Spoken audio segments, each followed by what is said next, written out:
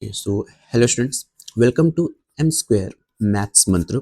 So basically, it's our lecture 13 of our course Number Theory, in which I am providing you proper notes, question practice, so that you can score good in IIT exam, CSI, NET, GATE, and other competitive exams जिसमें number theory पूछी जाती है.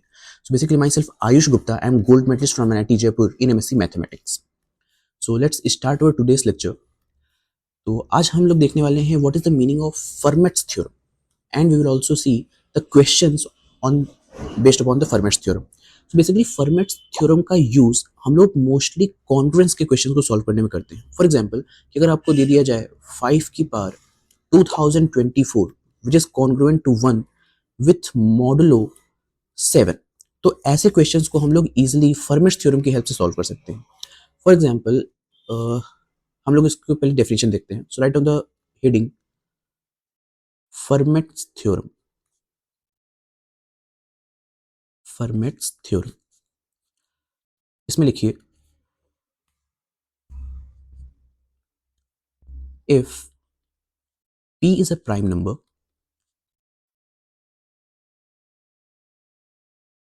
and p does not divides a where a is a integer, then in this case it is always true that a power p minus 1 is congruent to 1 with modulo p,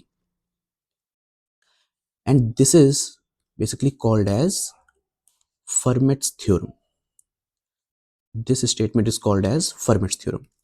यानी कि अगर हमारे पास एक prime number p है और हमारे पास एक ऐसा इंटीजर हमें a मिलता है सच दैट कि p उसे डिवाइड नहीं कर पाता, तो उस केस में इंटीजर की power prime number minus 1 is always congruent to 1 modulo p. It is always true and this is called as the Fermat's theorem.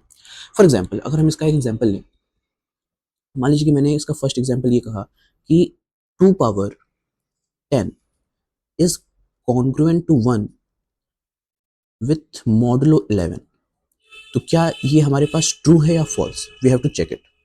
So let's see कि मैं इस क्वेश्चन को कैसे लिख सकता हूँ.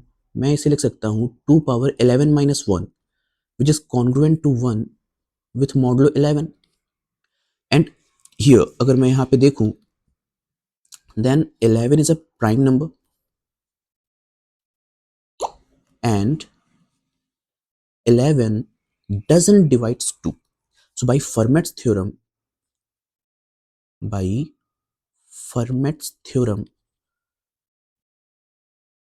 we can say that definitely here by Fermat's theorem 2 power 10 is congruent to 1 with modulo 11 is true.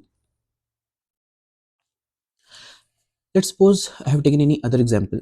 मान लीजिए कि अगर हमें यहाँ पे गिवन है कि 2 power 8 which is congruent to 1 with modulo 9, is it true or false? हमें बताना है क्या ये सही है नहीं. So let's see कि मैं इसे कैसे लिख सकता हूँ. मैं इसे लिख सकता हूँ 2 power 9 minus 1 which is congruent to 1 with modulo 9, and here clearly we can say that 9 doesn't divides 2. So can we apply our Fermat's theorem? No. Why no? Because we can see here that 9 is not a prime number.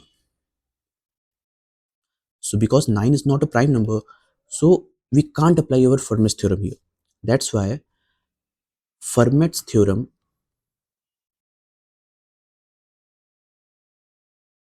is not applicable here, which implies that we actually can't say anything, because here हम format theorem को यहाँ पे नहीं लगा सकते. इस वजह से हम इसमें कोई कमेंट नहीं कर सकते कि ये कॉन्ग्रुएंस हमारे पास ट्रू है या फिर फॉल्स है. So now write down one question based upon the format theorem. Okay, question number 1 is you have to solve 512 की power 2024 which is congruent to you can say it is with modulo 5.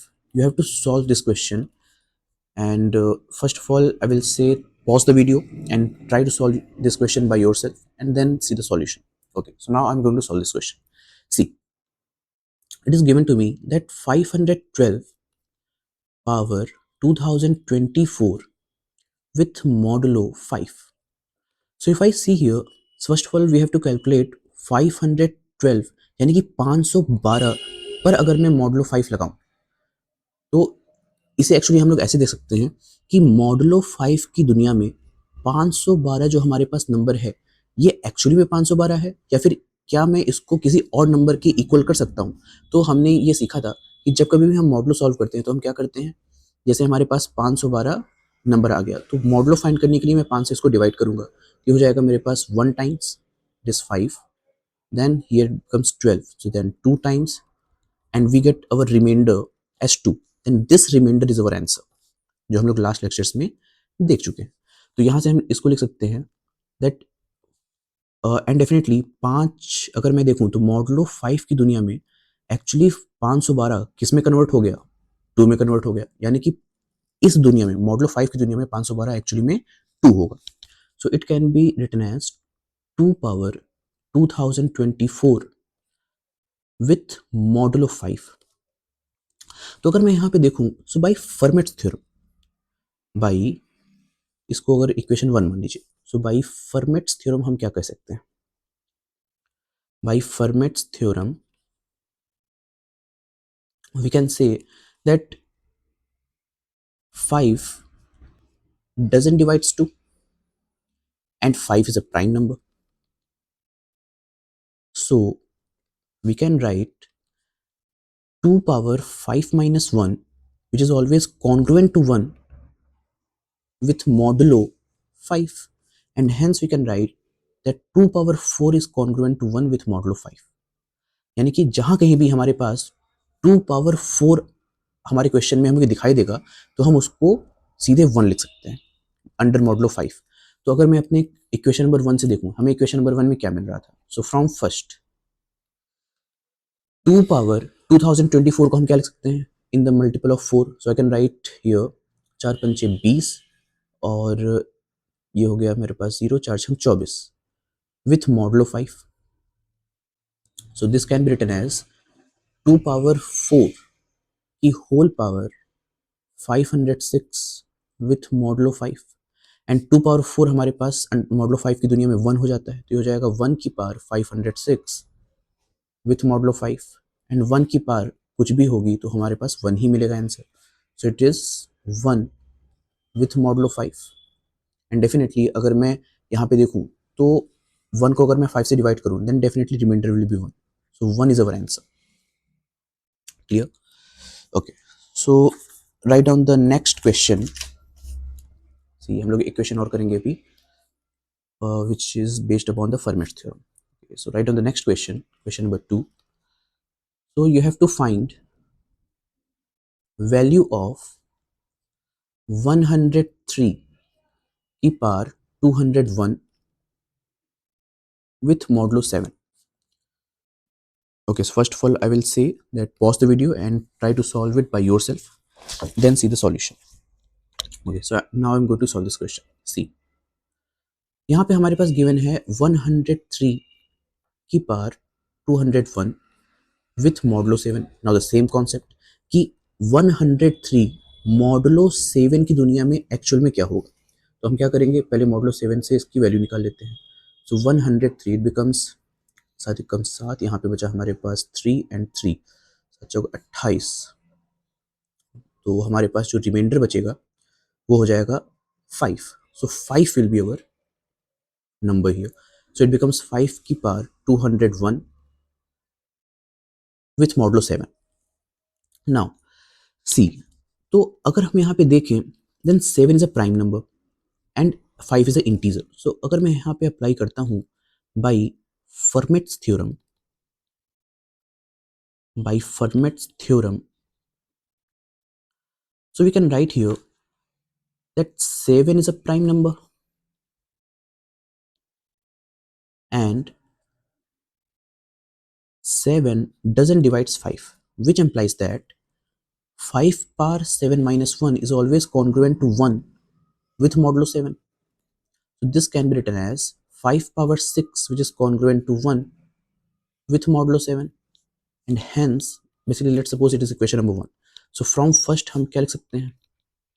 From first we can write that 5 power 201 which is congruent to modulo 7 can be written as 5 power. Now अब अगर मुझे मालूम है कि जहाँ कहीं भी हमारे पास 5 की पावर 6 आ जाएगी उसको मैं 1 लिख सकता हूँ, तो हम अपने इस क्वेश्चन में 5 की पावर 6 लाने का ट्राई करते हैं. तो मैं इसको 6 के मल्टीपल में कैसे लिख सकता हूँ? तो इट बिकम्स 3 क्षेत्र 18 19 20, तो हमारे पास हो जाएगा का यहाँ पे again 33 and basically it becomes plus 3 with modulo 7. So now I can write here 5 power 6 की whole power 33 into 5 power 3 with modulo 7, and basically 5 power 6 हमारे पास 1 हो जाएगा. तो ये हो गया हमारे पास 1 power 33 times 5 power 3 with modulo 7, and basically इसकी वैल्यू हमारे पास 1 हो जाएगी. So it becomes 5 power 3 with modulo 7, and hence it becomes 125 with modulo 7.